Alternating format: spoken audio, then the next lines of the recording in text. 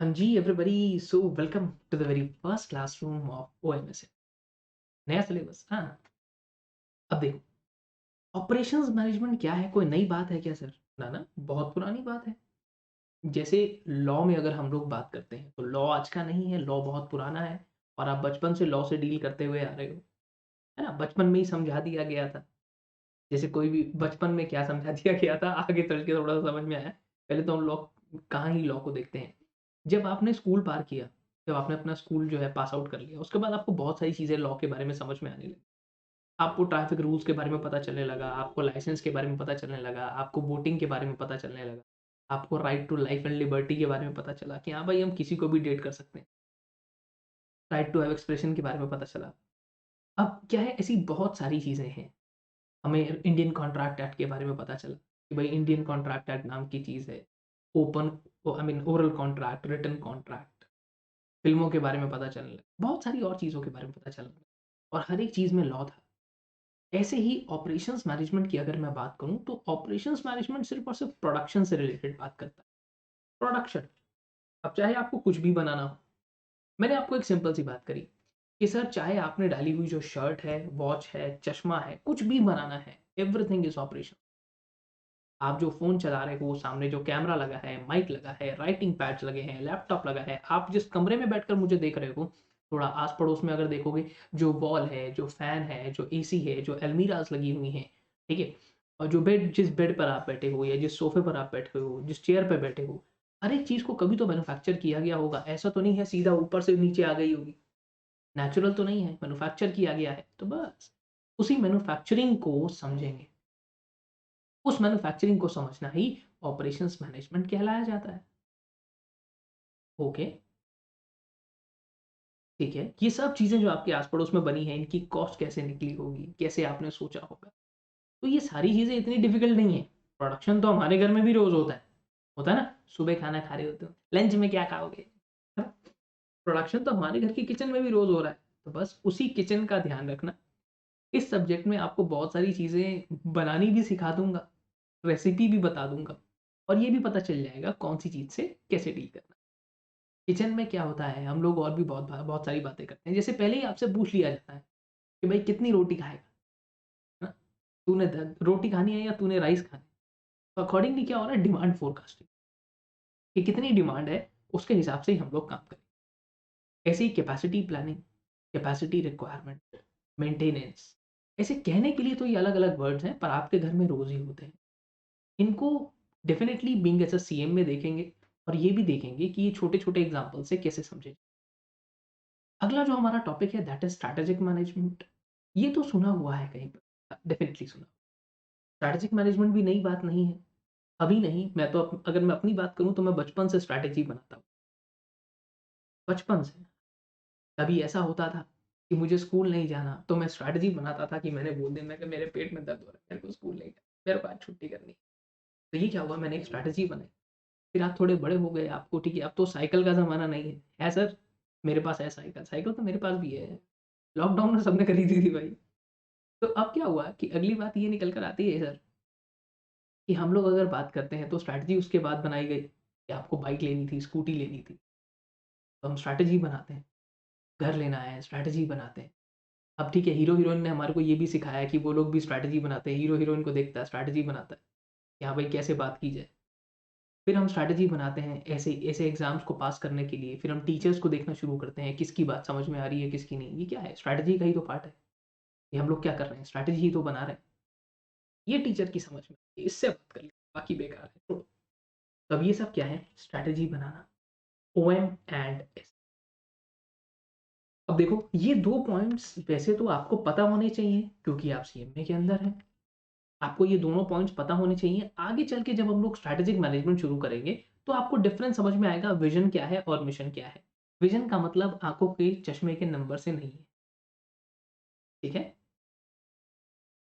Sir आगे चलते हैं। इंस्टीट्यूट ने एक और बात बोली कि भई हम लोग चाहते हैं behind every successful business there should be a CMA.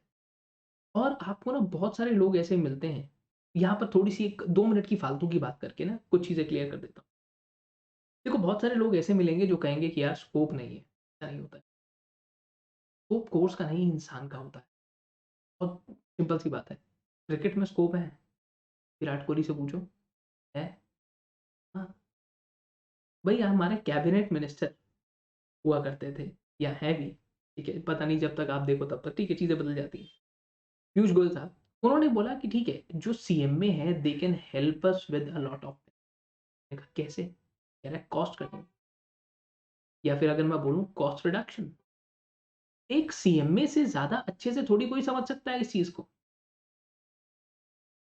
आप सबसे बढ़िया तरीके से कर सकते हो ये काम। चाइना हमसे क्यों आगे है?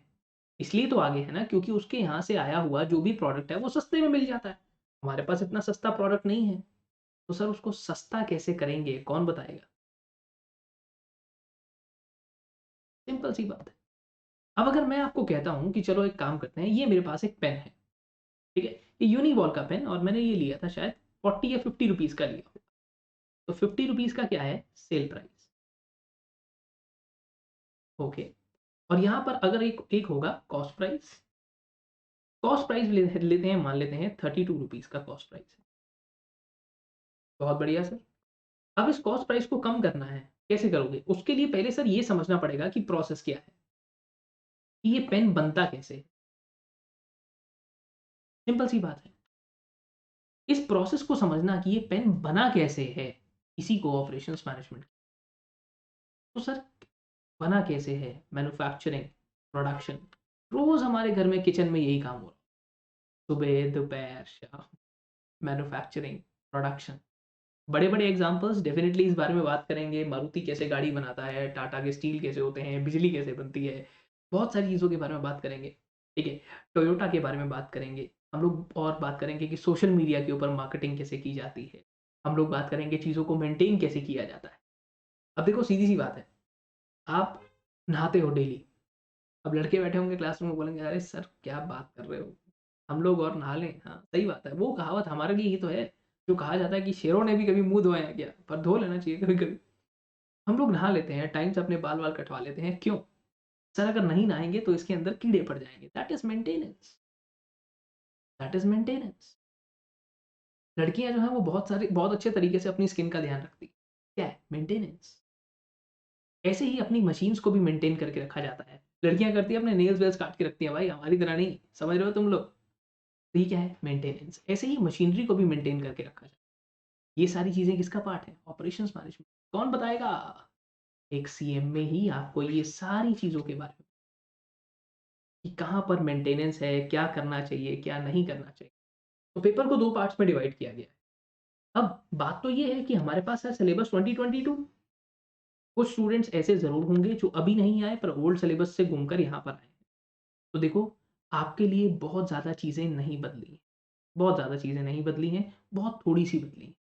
आप पहले पढ़ते थे 70-30 का रेशो हुआ करता था, अब जो रेशो है वो चेंज होकर 60-40 का हो गया है।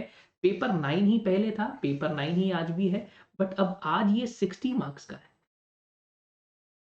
पुराने सिलेबस में ये 70 मार्क्स का हुआ करता था, और उसके बाद स्ट्रैटेजिक मैनेजमेंट में 3 चैप्टर थे 30 मार्क्स के, अब यहाँ 4 चैप्टर्स हो गए हैं और ये हो गया है 40 मार्क्स का। ओके, ये बात है। जी हाँ। अब आता हूँ सर मैं अगली बात पर, अगले फंडे पर। अगला फंडा हमारे को ये कहता है कि सर एक बात समझाओ। मैंने कहा, हाँ जी, बोलो। अब ये चैप्टर्स में क्या है, कैसे है? देखो, कोई भी तरीका हो, एक चैप्टर को हमेशा अपना फ़ेवरेट बनाकर रखना और इसको कभी भी दूर मत जाने देना, वो ये वाला है। पुराने वाले सिलेबस में भी ये फ़ेवरेट चैप्टर हुआ करता था एग्ज़ामिनर का, अभी भी है, और इसके साथ ही साथ ये प्रोजेक्ट मैनेजमेंट। देखो भाई, पढ़ो कहीं से भी, कैसे भी पढ़ो, पर 2 चैप्टर्स यहाँ पर मेजॉरिटी, ये 2 चैप्टर्स बाकी के सारे चैप्टर्स पे भारी पड़ जाते हैं। बाकी के सारे चैप्टर्स मिलाकर 25 मार्क्स के आएँगे, ये 2 ही 35 मार्क्स के आ जाते हैं। और प्रॉब्लम ये होती है आप छोटे-छोटे चैप्टर्स को अवॉइड कर देते हो। बिलीव मी, अगर मैं बात करूँ 1, 2, 3, तीनों चैप्टर्स में से 3-3 4-4 क्वेश्चन से ज़्यादा नहीं बनते, पर फिर भी हम अवॉइड कर देते हैं, ऐसा नहीं। इंस्टीट्यूट कई तरीके से आपको क्वेश्चन लेंथी तरीके से कराएगा, पर टेंशन नहीं लेनी है। मैं एक सिंपल सा फॉर्मेट बताऊँगा, उससे करेंगे, आंसर निकलेगा, आंसर सेम भी आएगा, ठीक है? और बढ़िया तरीके से क्वेश्चन हो जाएगा। अब हम लोग बात करना शुरू करते हैं कि आपने बता तो दिया कि ये हीरो है, ये हीरोइन है, ये वाला प्लेयर फॉर्म में है, ये वाला प्लेयर बढ़िया से दोनों, ये रोहित शर्मा और विराट कोहली है हमारे, ठीक है? ये रोहित शर्मा, विराट कोहली हैं, एक सचिन तेंदुलकर है, एक सहवाग है।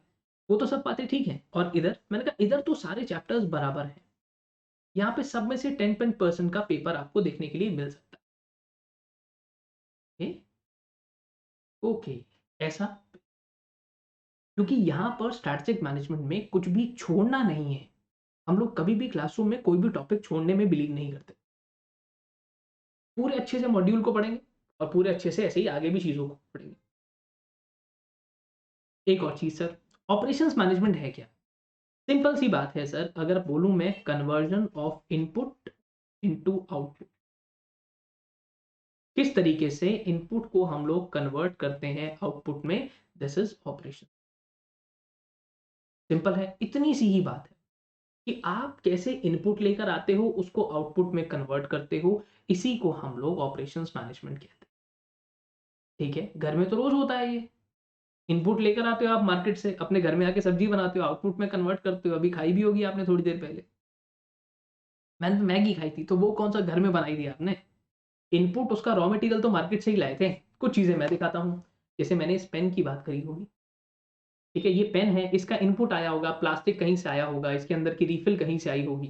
तो ये सब चीजें क्या है, इनपुट आई, आउटपुट में कन्वर्ट किया। कह रहा सर ऐसे ही चलो, ये क्रैक जैक का बिस्किट है। अल्टीमेटली प्रोसेस क्या है, conversion of input into output. मैंने कहा हाँ, मेरा आपके पास फोन है, हेलमेट, हेलमेट दिखा देता मैं, चलो कोई बात। अब बहुत सारी ऐसी चीजें हैं, चाहे गाड़ी है, गाड़ी भी तो ऐसी बनती है, इनपुट को आउटपुट में कन्वर्ट करते हैं। हाँ, मोबाइल फ़ोन भी ऐसे ही बनता है, शर्ट भी ऐसे बनती है, चश्मा भी ऐसे बनता है, वॉचेस भी ऐसे बनती हैं, लैपटॉप भी ऐसे बनता है, कैमरा भी ऐसे बनता है। आपका जो घर है, इसको भी क्या किया गया है, इनपुट से आउटपुट में कन्वर्ट किया गया ना। एक इंसान ने लैंड ले लिया, हाँ, उसके बाद उसने इनपुट मँगाया, उस इनपुट से ऐसे बढ़िया-सा घर बना दिया। That's it. इसी को ऑपरेशंस मैनेजमेंट कहते हैं। इतना आसान है क्या? आसान है यार, मेरे साथ कुछ भी मुश्किल नहीं है। अब हम लोग बात करते हैं स्ट्रैटेजिक मैनेजमेंट की। स्ट्रैटेजिक मैनेजमेंट का जैसे मैंने बताया कि हर एक इंसान स्ट्रैटेजी बनाता है। हाँ, बचपन में स्ट्रैटेजी बनाई, मेरे को स्कूल नहीं जाना है, नहीं मैं नहीं जा रहा, मेरे पेट में दर्द हो रहा है। जिस दिन मुझे पता चल जाता था कि आज ट्यूशन का होमवर्क मैंने नहीं किया, मैं तो कोई ना कोई बढ़िया-सी पेट पकड़ के या सिर पकड़ के स्ट्रैटेजी बना देता था। अब वो स्ट्रैटेजी मैंने क्यों बनाई? सर स्ट्रैटेजी इसलिए बनाई ताकि आप अपने गोल को अचीव कर पाओ। उसके बाद ऐसी ही स्ट्रैटेजी जब थोड़े बड़े हो गए, भई बाइक लेनी थी, घर वाले नहीं दिलाए, बाइक नहीं लेनी है, बाइक नहीं लेनी है। फिर स्ट्रैटेजी बनाई, फिर गोल अचीव हो गया। फिर ऐसे ठीक है, ऐसे चलते रहे आगे, आगे। अब उसके बाद आपने भी एक स्ट्रैटेजी बनाई, आपने कहा कि भाई हमारे को सीएम में बनना है, तो उसके लिए आप आज स्ट्रैटेजी बनाते हो।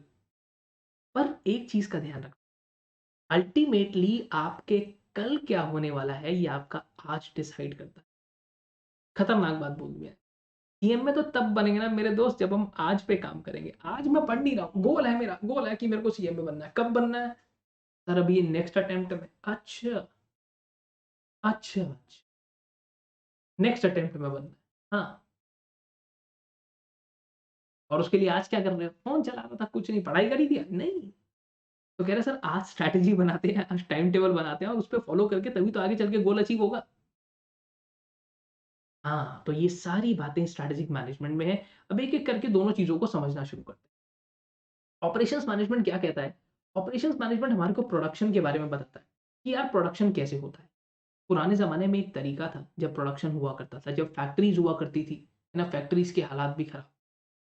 पहले जैसे हमारे घरों में भी अगर मैं बात करूँ, बहुत पहले चले जाओ, अब दादा-परदादा के ज़माने पे चले जाओ। तो क्या होता था वो लकड़ी से खाना बनाया जाता था, लकड़ी जंगल से काट कर लाते थे, हाँ? और उससे खाना बनाया अभी क्या है? अभी तो सब कुछ सर वो इलेक्ट्रिक इंडक्शंस है, सीधी-सी बात। गैस कनेक्टेड है, इलेक्ट्रिक इंडक्शंस है, सब चीज़ें अब मॉडर्न हो गई हैं सर। तो ऐसे ही आज के टाइम पर आपके पास भी प्रोडक्शन और ऑपरेशंस के अंदर नए-नए ट्रेंड्स आ गए हैं, नई-नई टेक्नीक आ गई हैं। पहले खाना गरम करने के लिए माइक्रोवेव नहीं होता था, केक घर पे नहीं बनाया जा सकता था। आज बना सकते हैं। क्या है? नई ऑपरेशंस टेक्नीक है, नया फंडा है। कैसे? ऐसे देखो, अब नई फैक्ट्री ऐसी दिखती है, जैसी आपको दिख रही है। पुरानी फैक्ट्री दिखाऊँगा, डर जाओगे एकदम। हाँ, पुरानी फ़िल्मों में देखा है ना, पुरानी फैक्ट्री होती है, किसी का हाथ आ रहा है, कभी कोई मशीन खराब हो रही है, कभी कुछ हो रहा है। तो नए-नए रीसेंट ट्रेंड्स क्या हैं, ये हम लोग इस चैप्टर में पढ़ें। ओके? सर ऐसी इमेजेस हर जगह हैं, हर जगह है। डाउट्स को लेकर टेंशन मत लेना, in the very first classroom you will get my number. ये टीचर का नंबर है, कोई भी बात हो सीधा मुझसे बात करो। अगली बात आती है तो ऑपरेशंस प्लानिंग। अब ऑपरेशंस प्लानिंग के अंदर क्या नई बात है? नई बात नहीं है। आपके घर में भी ऐसा ही होता है। आपसे पहले ही पूछ लिया जाता है, हाँ भाई कितनी रोटी खाएगा? क्योंकि उतना ही खाना बनाया जाएगा जिसकी रिक्वायरमेंट है। तो बस, अगर मैं कहूँ चाहे क्रैक जैक है, चाहे ग्लूकोन डी है, ये ग्लूकोन डी है भाई। ग्लूकोन डी वाले उतना ही ग्लूकोन डी बनाएंगे ना जितना मार्केट में बिक जाए। क्योंकि अगर बिका नहीं तो फिर से प्रॉब्लम है। फिर से प्रॉब्लम क्यों है सर? वेस्टेज है। वेस्टेज होगी तो कंपनी को नुकसान होगा। हाँ, तो डिमांड फोरकास्टिंग पहले ही पता लगा लेना कि कितनी डिमांड आपकी आने वाली है। हाँ, ठीक है, बहुत सिंपल सा फंडा है, पहले भी होता है। उसके अकॉर्डिंग आप अपनी कैपेसिटी प्लान कर लेते हो। कैपेसिटी प्लान मतलब देखो, जितनी डिमांड सामने से आने वाली है उतनी उतना ही मटेरियल भी तो बनाना पड़ेगा। अब उतना मटेरियल बनाने के लिए आपके पास जगह है या नहीं है, आपकी उतनी कैपेसिटी है या नहीं है।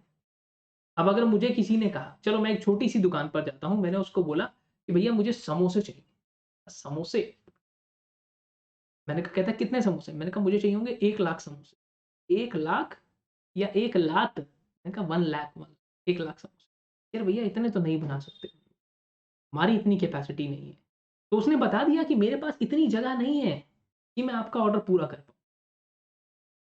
ओके, मेरे पास इतनी जगह नहीं है कि मैं आपकी इस डिमांड को पूरा कर पाऊँ।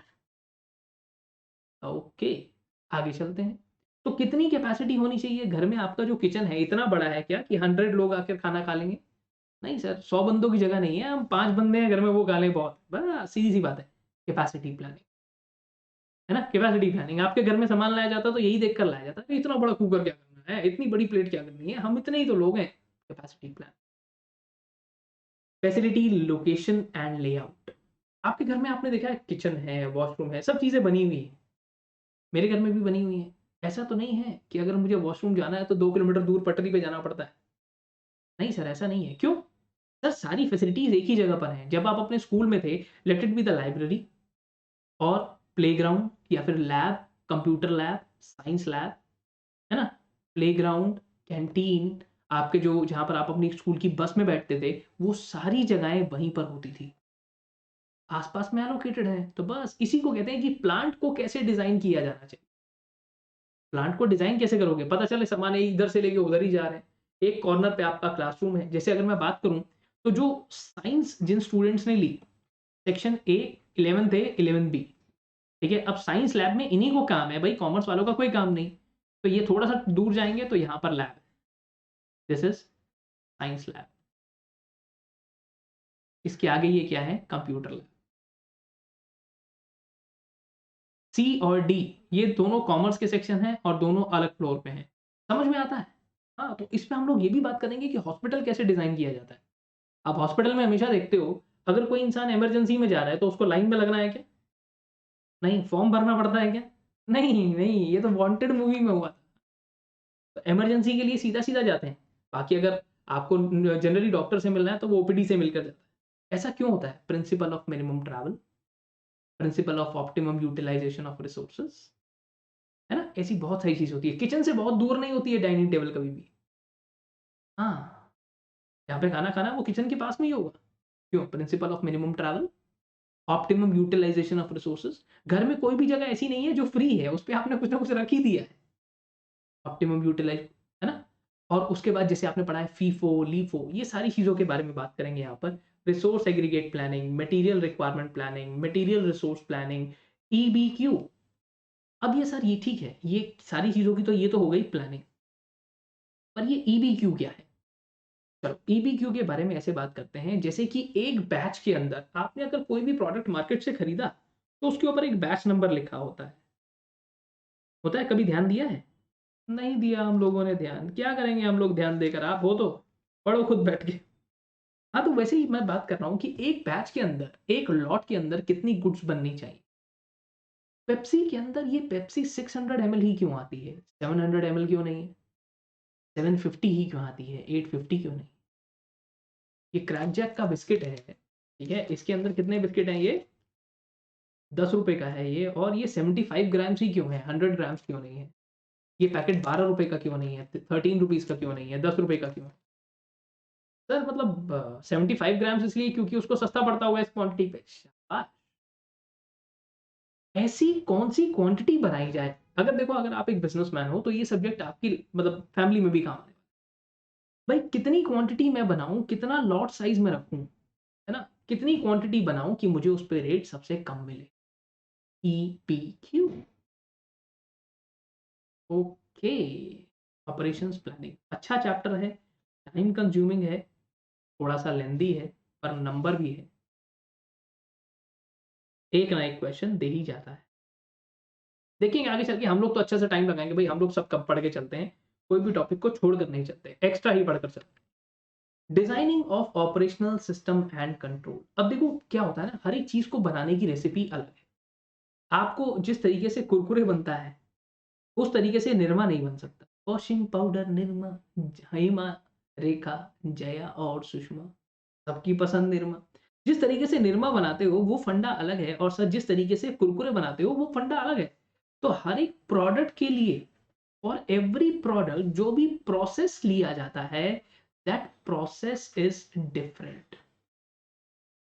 भाई अगर कढ़ाई पनीर बनाना है, पनीर टिक्का बनाना है, उसकी रेसिपी अलग है। अगर आपको चिकन बनाना है, जो भी मतलब जो भी लोग ये नॉन-वेज वगैरह खाते हैं, तो उसकी रेसिपी अलग होती है दोस्त। मैगी की रेसिपी अलग है और चाय बनाने की रेसिपी अलग है। That depends upon the product itself कि उसका प्रोसेस क्या होगा। हाँ, जिस तरीके से फ़ोन बना रहे हो, उस तरीके से गाड़ी नहीं बनाई जा सकती। हाँ, सिंपल सी तो बात है। फिर आती है प्रोडक्ट लाइफ साइकिल। देखो, हम सब लोग भी जैसे एक पॉइंट होता है ना? जब हम सब लोग क्या होते हैं, जैसे अभी आप सब लोग यंग हो, एक टाइम हुआ था जब हम सब लोग पैदा हुए, वैं वैं, ठीक है? तो ऐसे ही क्या होता है, एक प्रोडक्ट का दुनिया में होता है इंट्रोडक्शन, फिर वो आ जाता है ग्रोथ में, जिसमें आप अभी हो। ग्रोथ में वो अब और बढ़ रहा होता है धीरे-धीरे। फिर वो आ जाता है जहाँ पर मैं हूँ, मैच्योरिटी में, और एक दिन क्या होगा, सर आपका राम नाम सत्य हो जाए, मेरे को मार दियो, मार देना मेरे को तुम लोग, है ना? सिलेबस कंप्लीट ना कराओ पहले। तो that is introduction, growth, maturity and decline. ये सब चीज़ें कैसे काम करती हैं? ऐसे ही तो काम करती हैं। ऐसे ही तो काम करती हैं। एक दिन क्या होगा, सारा खेल खत्म। तो सर अच्छा एक चीज़ बताओ, जैसे एप्पल का लेटेस्ट फ़ोन आया, मार्केट में इंट्रोड्यूस हुआ, ग्रोथ पकड़ ली भाई साहब, पूरी दुनिया ने वही फ़ोन लेना शुरू कर दिया। ये क्या है? ग्रोथ। उसके बाद मैच्योरिटी, वो स्टेबल हो जाता है, और आज आप पूछते हो उन फ़ोन्स को जो आज से 5 साल 10 साल पहले आए होंगे, नहीं, वो डिक्लाइन हो गए सब के सब मॉडल सर, अब कोई नहीं पूछता उनको, तो बस। चलो अच्छा एक और चीज़, एक प्रोडक्ट है उसको बनाने के बहुत सारे प्रोसेस हैं। एक ये प्रोसेस है, एक ये प्रोसेस है, ठीक है? प्रोसेस 1, प्रोसेस 2, प्रोसेस 3,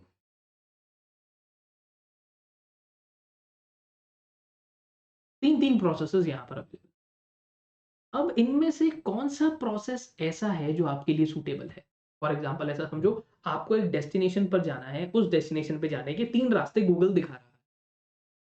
आप कौन से रास्ते से जाएँगे? सर जो मुझे सूट करेगा वही तो है, process planning and selection, design thinking कि गाड़ी कैसी होनी चाहिए, ऐसी बनानी है या तो फिर कोई और तरीके से गाड़ी बनानी है, जैसे या फिर गाड़ी का डिज़ाइन ऐसा होना चाहिए, रुको, या ऐसी गाड़ी बनानी है। कैसी गाड़ी बनानी है? डिज़ाइन थिंकिंग, डिज़ाइन सोचो भाई। सर ये सब मेरा काम है क्या? अरे मतलब आपका काम ये थोड़ी है कि अगर आप इसरो में काम करते हो तो आपको डिज़ाइन करना पड़ेगा। आपको सिर्फ़ ये देखना है कॉस्ट इफेक्टिव कौन-सा डिज़ाइन पड़ेगा, कौन-सा डिज़ाइन में खर्चा कम आएगा। आगे चलता हूँ सर। आते हैं हम लोग अपने चैप्टर पर, जो कि मेरे को भी बहुत बढ़िया लगता है। ये शानदार चैप्टर है, चीज़ें बहुत सारी हैं, पढ़ने के लिए बहुत कुछ है, टेक्निक्स बहुत सारी हैं और स्कोरिंग है। स्कोरिंग क्यों है? क्योंकि प्रैक्टिकल है। ऐसा क्या? हाँ, इसमें आप पढ़ोगे कि प्रोडक्शन को प्लान कैसे किया जाता है और कंट्रोल कैसे किया जाता है। कभी किचन में अपने घर में खाना बनते हुए देखोगे, तो आप क्या देखते हो कि खाना बन रहा है। और आपको ये कहा जाता है कि 2 सीटी आने के बाद कुकर बंद कर दें। हाँ, आपको कैसे पता है इतना कुछ? सास भी कभी बहू थी मेरे दोस्त, और स्टूडेंट भी कभी टीचर, टीचर भी कभी स्टूडेंट था। आप बात को समझो, 2 कुकर भाई, ये क्या हो रहा है कि प्रोडक्शन को प्लान तो कर दिया पर उसपे कंट्रोल भी रखना है। भाई अब ये सारी चीज़ें जो यहाँ पर लिखी हुई हैं, मान लिया चलो मैं कहता हूँ this is all about a recipe और ingredients for making a product. कुछ भी ले लेते हैं, क्या लेते हैं? चलो पनीर टिक्का ले लेते हैं। सर भूख लगने लग जाएगी ज़्यादा खाने की बात करोगे तो। भाई देखो, मैं हूँ पंजाबी आदमी, मेरे को खाने के अलावा कुछ दिखता ही नहीं है। हैं? या तो मेरे से काम कराओ या मेरे को खाना खिलाते रहो, टेस्टी होना चाहिए बस। अब यहाँ पर क्या होता है कि इन रेसिपीज़ के अकॉर्डिंग मैं क्या करता हूँ, भई मुझे देखकर डालनी है ये सारी चीज़ें। अगर कोई भी जगह पर मेरा कंट्रोल मेजर बिगड़ा, मेरी ऑप्टिमम एलोकेशन ऑफ रिसोर्स बिगड़ी, तो सर अल्टीमेटली प्रोडक्ट क्या हो जाएगा? खराब हो जाएगा। ओके, है ना? तो इन चीज़ों पे कंट्रोल होना बहुत ज़्यादा ज़रूरी है। कौन-सी चीज़ कितनी डालनी है, कितनी नहीं पनीर टिक्का के अंदर। तो ऐसे ही हम लोग यहाँ पर प्रोडक्शन में बात करेंगे कि किस तरीके से प्रोडक्शन को प्लान किया जाता है एडवांस में और चीज़ों को कंट्रोल किया जाता है, ताकि प्रोडक्ट बिल्कुल सही बने। ओके, तो आप ये सिखाओगे क्लास में पनीर पनीर टिक्का बनाना? अरे! बता देता हूँ थोड़ा बहुत यार, मुझे कौन-सा आता है, समझो ना बात को। अब ऐसे ही control measures and optimum allocation of resources. आगे चलते हैं अबाउट ट्रांसपोर्टेशन। ट्रांसपोर्टेशन, बढ़िया क्वेश्चन आता है इसमें से। ट्रांसपोर्टेशन में से बढ़िया क्वेश्चन आता है और बढ़िया नंबर देखा जाता है।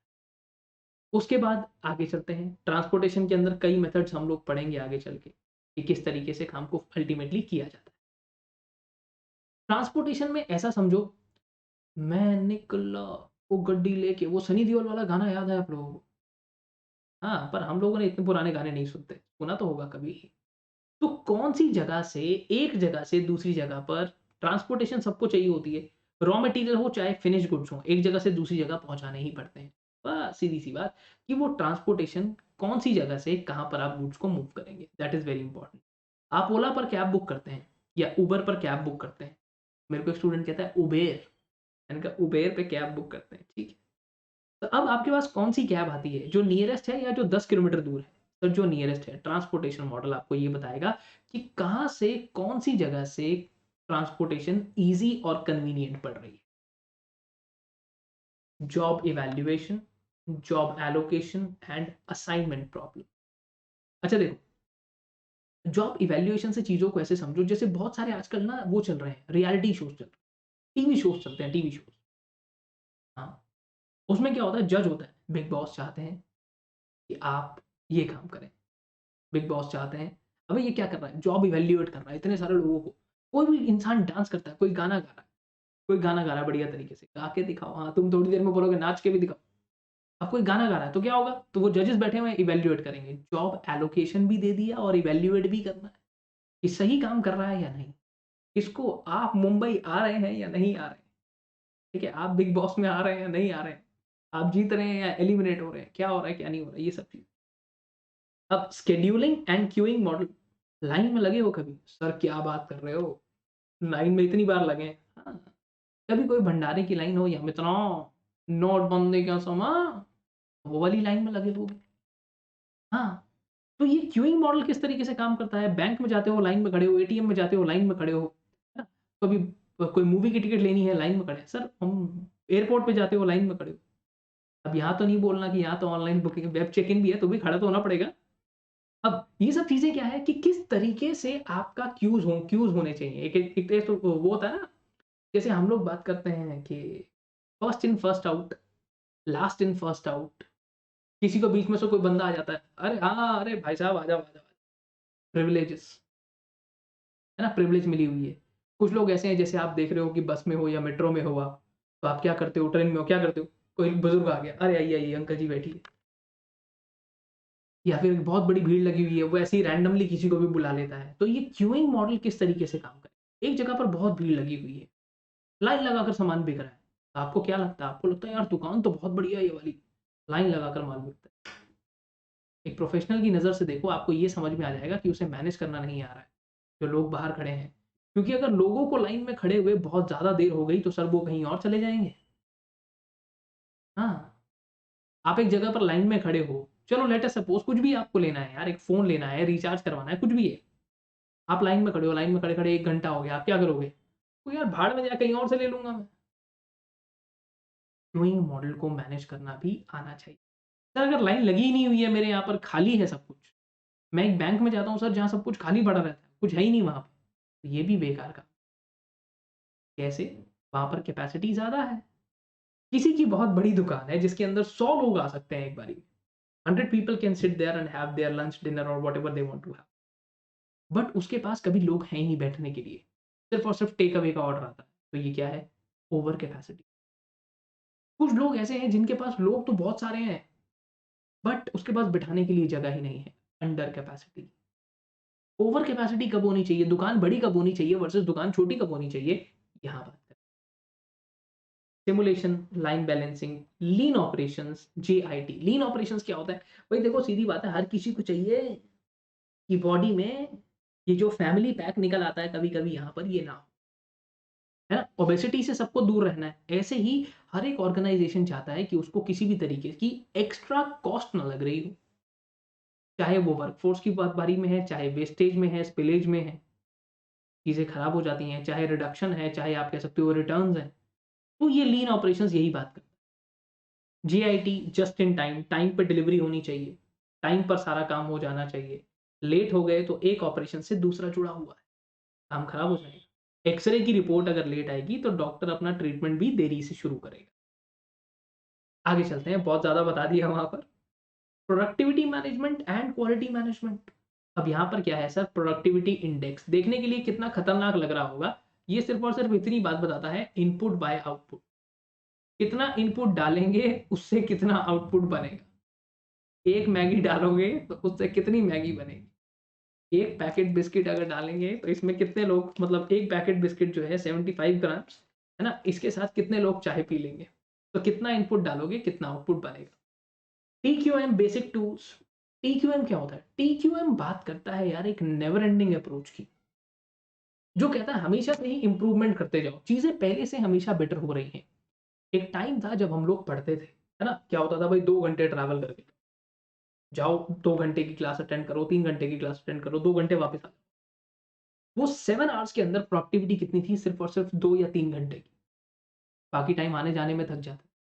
अभी क्या है? अभी उठो सर, अभी उठो, कोई दिक्कत ही नहीं है, उठो अपने बेड पे ही, मैं वहीं पहुंच जाता हूँ। है ना? आप अपने बेड पे बैठे हो, आपने भाई इंटरनेट ऑन किया, या ऑफलाइन देख रहे हो तो अपना जैसे ही अपना लैपटॉप, अपना टैब कुछ भी ओपन करा, फ़ोन में देख रहे हो, ओपन करा, मैं वहीं पे हूँ। तो ये क्या हो रहा है? सर हमेशा से ही चीज़ें और बेटर होती जा रही हैं। हाँ, पहले क्या होता था, टीचर ऐसे ब्लैक बोर्ड पे पढ़ाता रहता था, फिर व्हाइट बोर्ड आ गया, फिर ये चीज़ें डिजिटल हो गई। डिजिटल होने के बाद अब क्या होता है कि भाई स्टूडेंट को कहीं जाने की ज़रूरत नहीं है, अपने घर पे बैठो, वहीं पे सब कुछ मिल जाएगा। शॉपिंग करनी है अपने घर पे ही लो। ये क्या है? Never ending quest for improvement. हम जो भी कल कर रहे थे, आज उससे बेटर कर रहे हैं। That is TQM. ISO basic standards, ये तो सुना होगा। आईएसओ सर्टिफिकेशन क्या होता है, कैसे होता है, इस बारे में यहाँ बात करें। उसके बाद project management, monitoring and control. देखो हर एक चीज़ को क्या किया जाता है ना, प्लान किया जाता है। हाँ, अब मान लो चलो एक ब्रिज बनाया जा रहा है, जो बहुत बड़ा है, लगभग 2 किलोमीटर का है। तो क्या करेंगे हम? पहले प्लानिंग करेंगे सर। ऐसे ही हर एक प्रोजेक्ट की हम पहले प्लानिंग करते हैं। भाई एडमिशन ले लिया, उससे पहले पढ़ाई की प्लानिंग करेंगे, पेपर देने की प्लानिंग करेंगे, कब कहाँ क्या काम करना है प्लानिंग करेंगे। बस next is product life cycle, जो जैसे मैंने बताया कि हम भी अगर बच्चे होते, नाम हमारा होता बबलू टबलू, खाने को मिलते लड्डू और दुनिया कहती happy birthday to you. Sir अब आप टीन में आ गए, जब आपने वो सुना ही होगा 18वें मुंडा बदनाम हो गया। हाँ, टीन, टीन से एडल्ट, एडल्ट से सीधा एल्डरली पर्सन, और ये जो चचा हैं, ठीक है, ये बाय बाय कर जाएंगे। ऐसे ही मैंने बताया कि हर एक प्रोडक्ट की लाइफ साइकिल होती है कि भाई एक बार प्रोडक्ट आया, इंट्रोड्यूस हुआ, फिर उसने ग्रो करना शुरू किया। हाँ, हाँ, जब सीधी सी बात है, आप शॉपिंग करने के लिए जाते थे, मम्मी कहती थी अरे नहीं नहीं भैया, अभी तो ये और एक साइज और बढ़ा दो, एक साइज और बढ़ा दो, अभी तो ये और बढ़ेगा। उसके बाद आप मैच्योरिटी में आ गए और उसके बाद डिक्लाइन होने शुरू हो गए। ये होती है पूरा का पूरा फंडा। Gantt chart again it's nothing new, ये बहुत आसान है, टाइम टेबल की तरह बनाया जाता है। इससे ज़्यादा आसान कुछ भी नहीं है। यहाँ थोड़ा-सा ध्यान ज़रूर रख के चलना, PERT एंड CPM में, ये भी बहुत आसान है। Sir CPM critical path method जिसमें सबसे ज़्यादा टाइम आपको लगे। अब आप पढ़ते हो बहुत सारे सब्जेक्ट, कुछ ऐसे सब्जेक्ट्स हैं जो आपको बेकार लग रहे हैं। हाँ, कुछ ऐसे सब्जेक्ट्स हैं जिसमें आपको लगता है यार इसमें तो बहुत टाइम लगता है, दैट इज़ क्रिटिकल पाथ। एक काम को करने के कई तरीके हैं, पर जिसमें सबसे ज़्यादा टाइम लगता है, जब आप नेविगेशन में गूगल पे अपना डेस्टिनेशन डालते हो, तो जिसमें सबसे ज़्यादा टाइम लग रहा है that is CPM critical path method. Okay, उसके बाद बेसिक्स ऑफ एमएस प्रोजेक्ट, ये सारी चीज़ें हम लोग चैप्टर नंबर 6 में पढ़ेंगे। Then your chapter number 7 is going to be economies of maintenance and the spares management. Okay, अब ये स्पेयर्स मैनेजमेंट क्या है? देखो, ये क्या हुआ, इस इंसान की जो गाड़ी थी ये खराब हो गई, अब ये इस टायर को रिप्लेस कर रहा है, इसे कहते हैं ब्रेक डाउन मेंटेनेंस। कि भाई परवाह नहीं, जब खराब हो जाएगी तब की तब देखेंगे,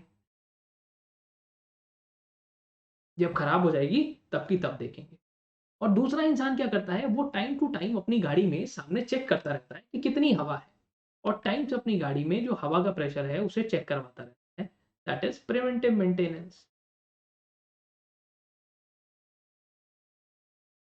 हाँ, आप टाइम से अपनी बॉडी का ध्यान रखते हो, वेट बढ़ जाता है उसके बाद कम कराते हो, कोई डिसीज लग जाती है उसके बाद कम कराते हो, हॉस्पिटल में पहुंच गए, ऑपरेशन हो गया, डॉक्टर ने बोला वेट कम करना है, फिर कम करा, ब्रेक डाउन मेंटेनेंस।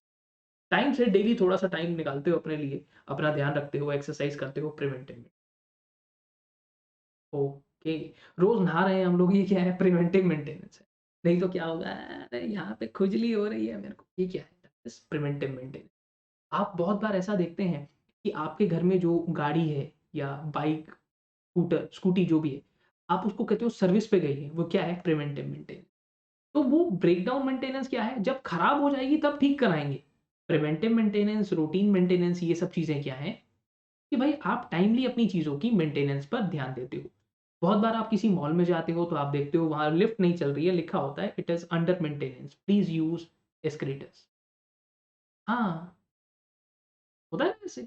बहुत बार आप देखते हो कोई पर्टिकुलर कंपनी की वेबसाइट नहीं चल रही है, वहां लिखा होता है it is under maintenance. Replacement of machine, bank वाले भी बहुत बार ऐसा करते हैं, मैसेज कर देते हैं कि इतने बजे से इतने बजे तक हमारी जो एप्लीकेशन है वो डाउन रहेगी, नहीं चलेगी। उसके बाद आता है replacement of machine and spare parts management. ये इंसान जो है, इन भाई साहब की गाड़ी का टायर खराब हो गया, इन्होंने क्या करा, ये न्यू पार्ट ये लेकर आ गए हैं और नया टायर अपनी गाड़ी में लगा रहे हैं। तो ये क्या कर रहे हैं, replacement of a particular spare part. आप अपना फ़ोन लेकर किसी दुकानदार के पास जाते हो और कहते हो भैया इसका में इसमें आवाज़ नहीं आ रही। वो क्या कहता है, लाओ भैया रिप्लेस कर देता हूँ। अब वो कहता है, कह रहा है, अरे अरे यार आपके फ़ोन का स्पेयर पार्ट तो मेरे पास है ही नहीं। मैंने कहा फिर अब ये बात क्या है, स्पेयर पार्ट में मैनेजमेंट की। कब ऐसा होगा कि पार्ट बदला जाएगा और कब ऐसी सिचुएशन आ जाएगी जब हाँ वो कहेगा कि भैया इस फ़ोन को तो फेंक ही दो। Replacement of machine, replacement of part. क्या आपको एक ऐसी मशीन मंगवानी चाहिए जिसका पार्ट आने में 2 महीने लगते हैं, जिसका एक स्पेयर पार्ट 10 लाख रुपए का है, आने में 2 महीने लगते हैं, ऐसी सारी बातें करें। ओके, मज़ेदार रहेंगे सारे के सारे चैप्टर्स। सब चैप्टर्स ही ज़रूरी हैं, कोई भी ऐसा चैप्टर नहीं है जो काम नहीं आए। अब स्ट्रैटेजिक मैनेजमेंट की थोड़ी-सी बात कर लेते हैं क्योंकि ये भी बहुत ज़रूरी है। ये विज़न और मिशन जो मैंने आपको पहले ही शुरू में दिखाया, वो इस चैप्टर में काम आएगा। ओके, तो हम लोग यहाँ पर अल्टीमेटली बात करेंगे, यहाँ पर तो सिर्फ बेसिक्स ही पढ़ेंगे कि स्ट्रैटेजिक मैनेजमेंट क्या है, कैसे होती है, कैसे एक स्ट्रैटेजी बनाई जाती है। ओके, ठीक है?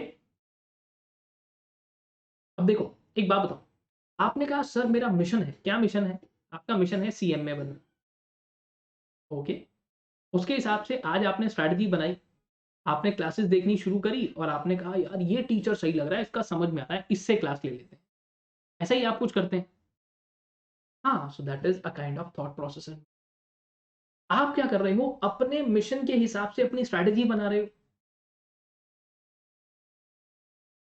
बोलो भाई, बोलो। हाँ, बिल्कुल। Objectives of strategic management. आपको क्या करना है सर, कैसी स्ट्रैटेजी बनानी है, कैसी नहीं, बैलेंस स्कोर कार्ड क्या होता है, ईवीए क्या होता है। अब हर एक इंसान, चलो ठीक है, हम लोग ऐसे बात करते हैं कि जैसे इंडिविजुअल, अब हमारी इंडियन क्रिकेट टीम मैच खेल रही है, तो अब हर एक इंसान अपने बारे में सोचेगा या टीम के बारे में सोचेगा? सर टीम के बारे में सोचेगा। हमने कितनी बार देखा है कि एंड में अगर 2 प्लेयर्स हैं, एक प्लेयर फॉर्म में है, तो जो प्लेयर नया-नया आया है वो स्ट्राइक दे देता है दूसरे वाले को कि तू खेल ले। वो ऑलरेडी फील्ड पर सेट हुआ है। बॉल, अब मान लो चलो एक साइड पर विराट कोहली खेल रहा है, एक साइड पे कोई नया प्लेयर अभी-अभी आया है। क्योंकि विराट कोहली के सामने जो 2 लोग बैटिंग कर रहे थे, एक आउट हो गए। तो जो नया-नया आएगा वो क्या करेगा? वो विराट कोहली को स्ट्राइक देगा। वो विराट कोहली को कहेगा कि आप बैटिंग करो। क्यों? क्योंकि सर वो ऑर्गेनाइजेशनल ऑब्जेक्टिव टीम के बारे में सोच रहा है। तो वही तो कह रहा हूँ, alignment of individual level objective with organisational objective. भैया तुम लोग तरक्की करो, कोई दिक्कत नहीं है, पर ओवरऑल हमारा ऑर्गेनाइजेशन तरक्की करना चाहिए। ओके, ये बात तो सर कुछ अलग है। यस, ये 2-3 बातें ऐसी हैं जो नई ऐड हुई। ऑर्गेनाइजेशनल जियोनॉमिक्स, बहुत सारी चीज़ें पढ़ेंगे, इस बारे में बात करेंगे। क्योंकि ऑलरेडी ऐसा होता है कि आप जब मेरे साथ बैठकर पढ़ रहे होते हो, तो आपको 1 डेढ़ घंटे के अंदर ऐसा लगने लगता है कि यार अब हो गया। जैसे अभी तक आपका माइंड 1-2 बार इधर-उधर चक्कर लगा चुका है ना? इसलिए क्लास का ड्यूरेशन 1 घंटे तक ही रहता है, मेरे साथ ज़्यादा नहीं रहता। आगे चलता हूँ सर, अगली बात पर आता हूँ, स्ट्रैटेजिक एनालिसिस एंड प्लानिंग। अब देखो आप पढ़ रहे हो, पढ़ते-पढ़ते बीच में बहुत सारी प्रॉब्लम्स आ जाती हैं। आप मेरे साथ अभी बैठे हुए हो, तो क्या हुआ होगा? सर एक आधी बार मेरा मोबाइल फ़ोन बज गया। यस, किसी का फ़ोन आ गया। हेलो बेबी, हाँ, तुम क्या कर रहे हो? ठीक है, मान लो चलो डोरबेल बज गई, घर की बेल बज गई, मम्मी ने आवाज़ मार दी, या आपके दिमाग में कोई बढ़िया-सा थॉट आ गया, आप किसी ख्वाबो-ख़यालों में चले गए।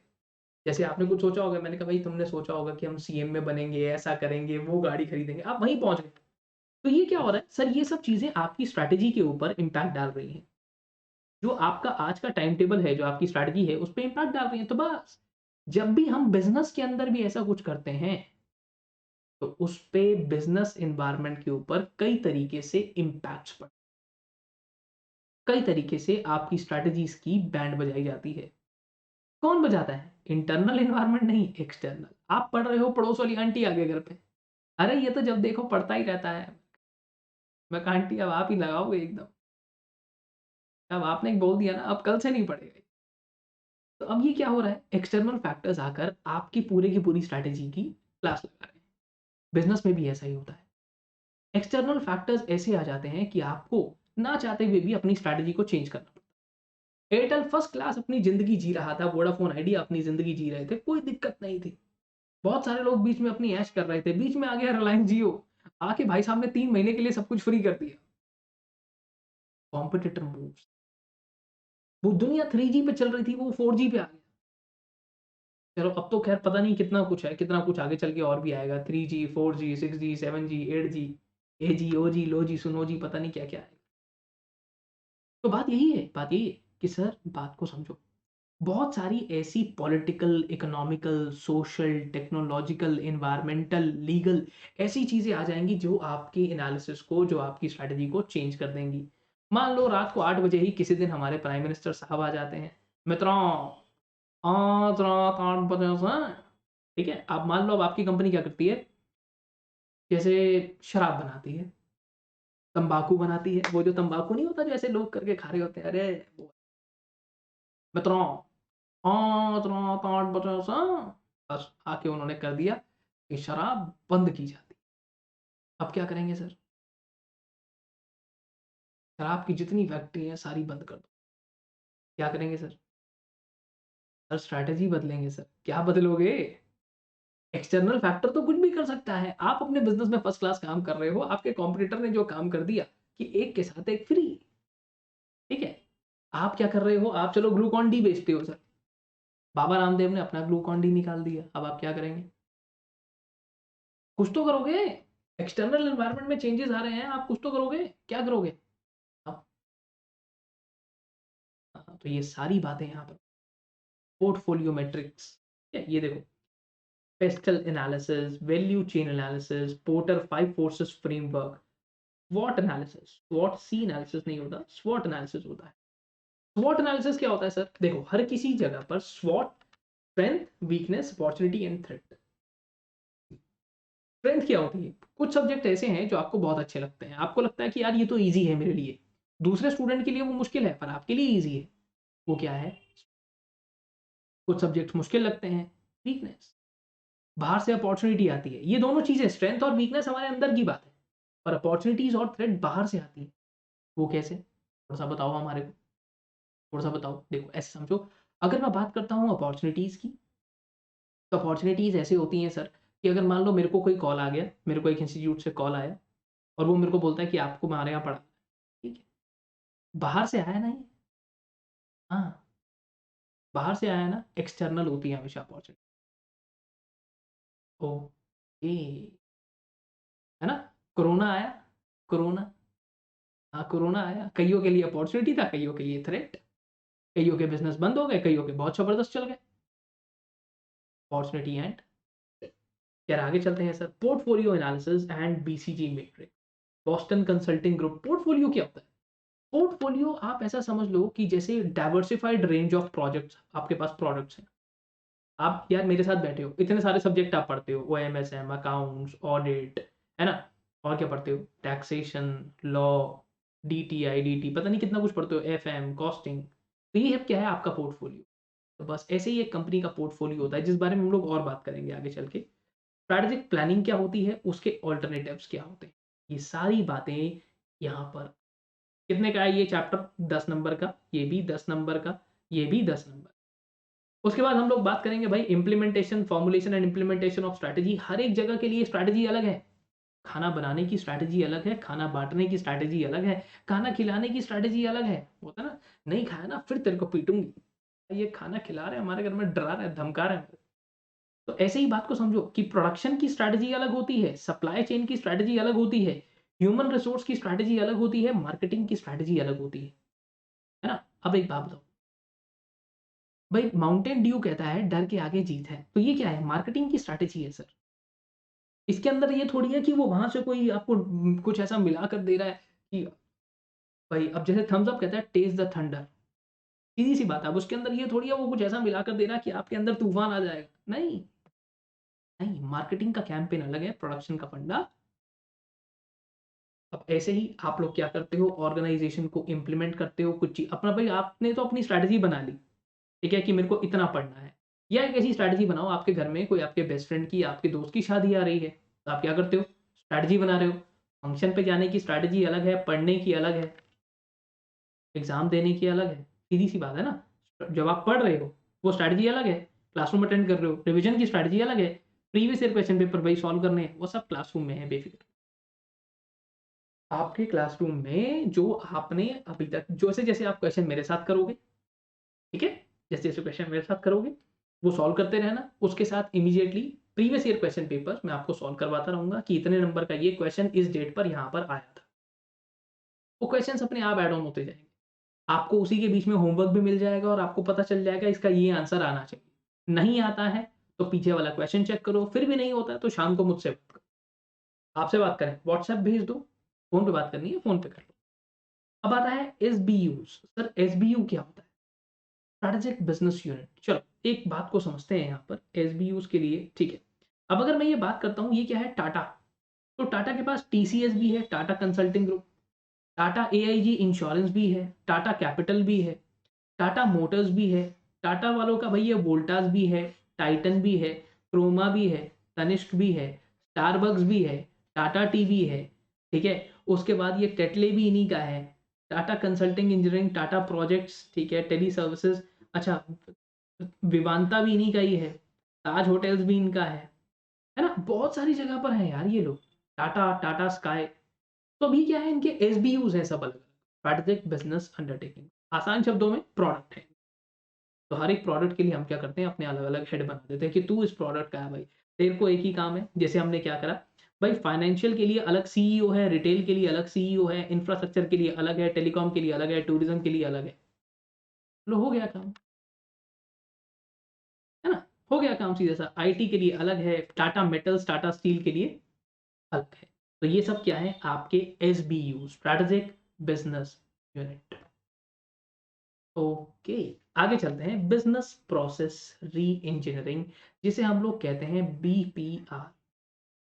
जब आप बैठ जाते हो और सोचते हो यार कुछ तो गड़बड़ हुई है, यार कुछ तो गड़बड़ हुई है, strategical radical rethinking from the scratch again. दोबारा से सब कुछ, जैसे मान लो एक स्टूडेंट ने पेपर दिया और अनफॉर्चुनेटली उसका नहीं हुआ। वैसे तो नहीं होता, ऑपरेशंस मैनेजमेंट में मेरे पास 95 से ऊपर वाले स्टूडेंट्स भी हैं और आसानी से मेरे पास कोई अभी तक काफ़ी टाइम से मैंने नहीं सुना कि किसी का रह गया। बट फिर भी कोई बात नहीं, आगे सुनो। अगर देखो, मैं हमेशा से अपने स्टूडेंट्स को कहता हूँ कि अगर देखो पास हो जाओ, बेशक मत बताओ मुझे, कोई बात नहीं। बट अगर रह जाते हो तो मुझसे बात ज़रूर।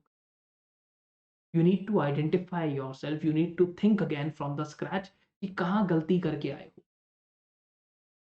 गलती जो करके आए हो उसके बारे में सोचते ही नहीं हो, सीधा बस एक बार हो गया दूसरी जगह से क्लास ली शुरू कर दिया। नहीं यार, नहीं। क्या पता दूसरी बार सेम गलती करके आ रहे हो। तो you need to think again कि कहाँ से गलती करी है। दोबारा से सोचो एक बार। पेपर ही नहीं निकलवाते हो, कोई मतलब नहीं है, पेपर निकलवाया नहीं निकलवाया, भाड़ में जाए। पेपर निकलवाओ, सोचो क्या गड़बड़ करके। Start thinking from scratch again. इसी को बीपीआर कहते हैं, बिजनेस प्रोसेस री इंजीनियरिंग।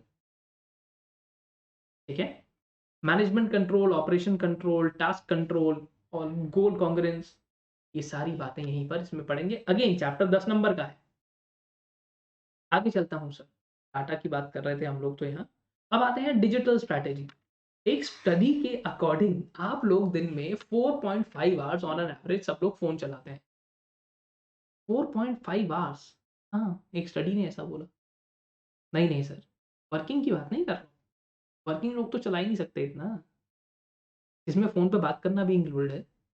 बट उन्होंने एक एवरेज बताई और वो कहता है दिन में कम से कम 100 बार आप अपना फ़ोन चेक करते हैं। क्या बात कर रहे हो सर? नहीं, नहीं, अरे नहीं, एग्ज़ाम्पल ही तो है, मान लो क्या जाता है। अब बाद में जब मैं ये क्लास खत्म कर दूँगा तो आप लोगों को लगेगा कि हाँ, कुछ तो सही कह रहे थे। अब देखो, डिजिटल ट्रांसफॉर्मेशन हुआ। हम लोग पहले तो फ़ेसबुक वगैरह नहीं था, Facebook, WhatsApp, Instagram, Snapchat, TikTok तो बंद हो गए ख़ैर, यूट्यूब, है ना? ऐसे बहुत सारे हैं अब तो। तो पहले ये सोशल मीडिया नहीं था, आज सोशल मीडिया है। हाँ, और मज़े की बात पता है क्या है? कि आज आप जितने भी लोगों को ये यूट्यूब पर, इंस्टाग्राम पर देखते हो, जिनको भी आप so called social media influencers कहते हो ना? तो यहाँ पर ये चीज़ें आपके एंटरटेनमेंट की नहीं बची हैं। These are business models. इन पे ऐड चलती हैं और हम लोग, क्या मेरे जैसे न जाने कितने सारे बिज़नेसमैन्स यहाँ पर पे करते हैं, अपनी एड्स को चलाने के। एप्पल का फ़ोन आया नया, हर जगह आपको पता चल रहा होता है कि नया फ़ोन आ रहा है, नया फ़ोन आ रहा है, नया फ़ोन आ रहा है। अमेज़न पे, अम्माजान पे ले लो, चाहे फ्लिपकार्ट पे ले लो, मिंत्रा पे ले लो, नई सेल आने वाली होगी, हर जगह ऐड चल रही होगी। कैसे? कैसे? किसी भी एक कंपनी के प्रोडक्ट पे जाओ, वहाँ पे जाके एक बार सर्च करो, अब आप जहाँ भी जाओगे उसके ऊपर वही ऐड चलने लग जाएगी, वो पीछे लग जाएगा आपके। चांदनी चौक है, चांदनी चौक है दिल्ली का। एक बार दुकान में घुस गए, अरे भाई साहब लहंगा, लहंगा, लहंगा, भाई साहब, हाँ जी भाई साहब, क्या दिखा दूँ भाई साहब, एक बार बताओ, इंडो वेस्टर्न ले लो, सूट ले लो भैया, एकदम जचेगा आप पे, बढ़िया डिस्काउंट लगा दूँगा। मैं क्या है यार, तू तो पीछे ही आया जा रहा है मेरे। एक बार सर्च क्या कर लिया, पूछ क्या लिया तेरे से, तू तो मैं जहाँ भी जा रहा हूँ, जो भी सर्च कर रहा हूँ, पीछे-पीछे आ जा रहा है। तो ये क्या है? This is digital strategy. Digital strategy कि आपके पास एक सर बिज़नेस मॉडल है। आप डिजिटली अब कस्टमर को पकड़ रहे हो। ना चाहते हुए भी आप अपनी वेबसाइट्स को ऑलरेडी बता चुके हो कि आपको कौन-सी साइज़ के कपड़े आते हैं।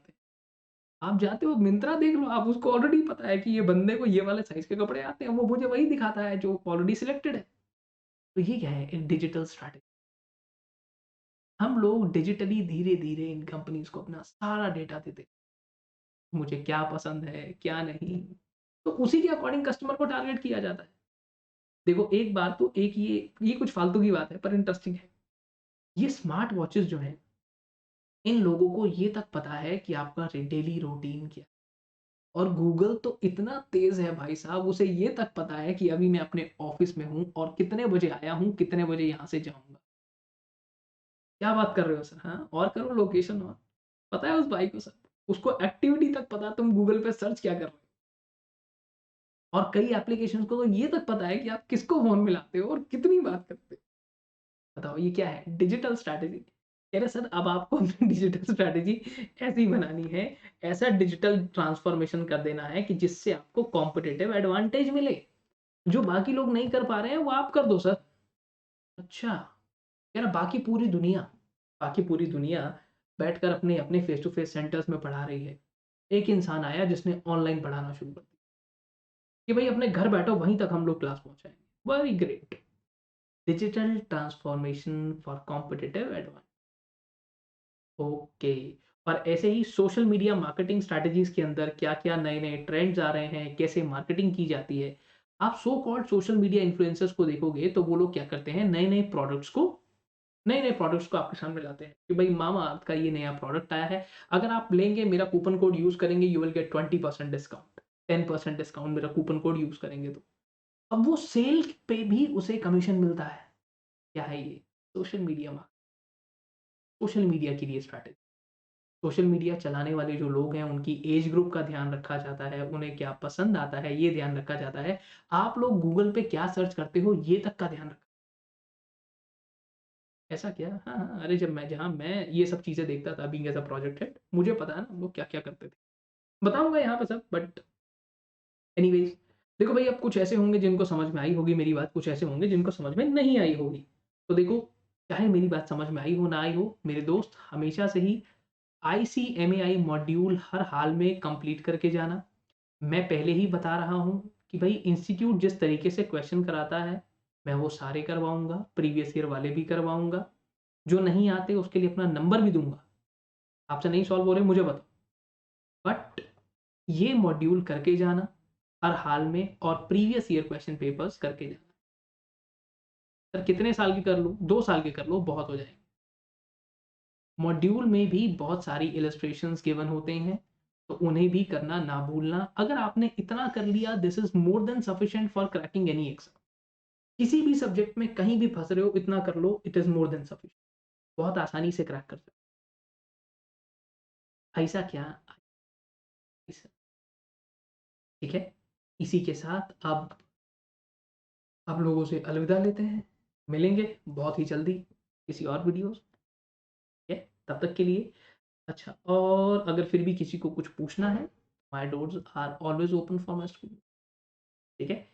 चलो सर 1 मिनट, डाउट कैसे एंटरटेन करते हैं? डाउट एंटरटेन होते हैं रोज़ शाम को 7 से 8, चाहे कॉल, चाहे व्हाट्सएप। व्हाट्सएप तो 24 घंटे है, तो चाहे कॉल, चाहे व्हाट्सएप, चाहे आप चाहो तो मतलब having I mean replace providing any video और एनीथिंग लाइक दैट। जैसा कहो हो सकता है, कोई प्रॉब्लम नहीं। ठीक है, रोज़ का 1 घंटा स्टूडेंट्स के डाउट के लिए ही होता है। और वैसे भी आसानी से डाउट हमारे सब्जेक्ट्स में नहीं आते हैं भई। आ जाते हैं तब तो मैं बहुत खुश हूँ। मेरे से बात करने का मौका मिलेगा आपको। ठीक है? चलिए, bye bye, take care of yourself. See you in next class. Bye.